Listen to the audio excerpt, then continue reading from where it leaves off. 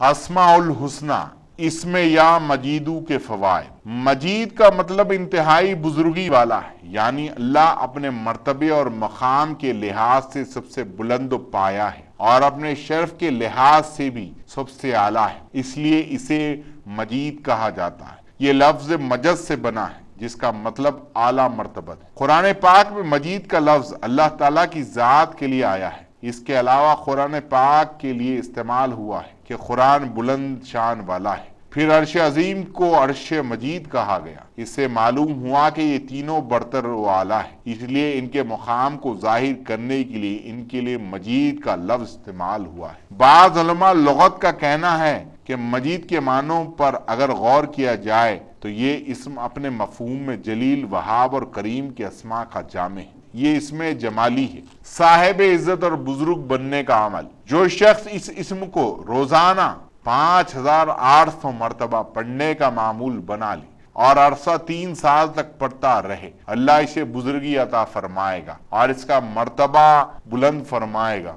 ہر کوئی عزت سے پیش آئے گا، اس کی زبان میں اتنی تاثیر پیدا ہو جائے گی کہ جو وہ کہے گا اللہ اپنی رحمت سے پورا فرما دے گا۔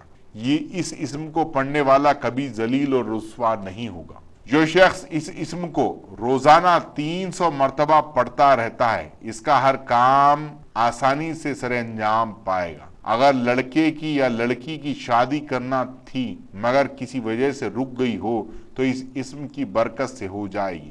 اگر کسی کی ملازمت چھوٹ گئی ہو اور روزی کھانے کا نیا ذریعہ نہ بن رہا ہو تو اس اسم کی برکت سے کمائی کا کوئی نہ کوئی ذریعہ بن جائے گا۔ گویا یہ اس اسم کو ہمیشہ پڑھنے والے کا کوئی کام نہیں رکتا۔ متقی اور پرہیزگار رہنے کا عمل۔ اس اسم کو پڑھنے سے تقوی اور پرہیزگاری کے خصائل پیدا ہوتے ہیں، لہذا جو شخص اس سے بعد نماز فجر 100 مرتبہ اور بعد نماز عشاء 100 مرتبہ پڑھنے کا معمول بنا لے تو وہ ہمیشہ کے لیے نیک خصلت اور نیک سیرت ہو جائے گا۔ اس لیے صوفیاء کا قول ہے کہ یہ اسم اللہ کے راستے کو پانے کے لیے بہت مجرب ہے۔ اگر کوئی بلا ناغہ نہ پڑھے تو جب یاد آئے اسے وقت چند بار پڑھ لے، انشاءاللہ اس کے ساتھ اللہ کی مدد شامل رہے گی۔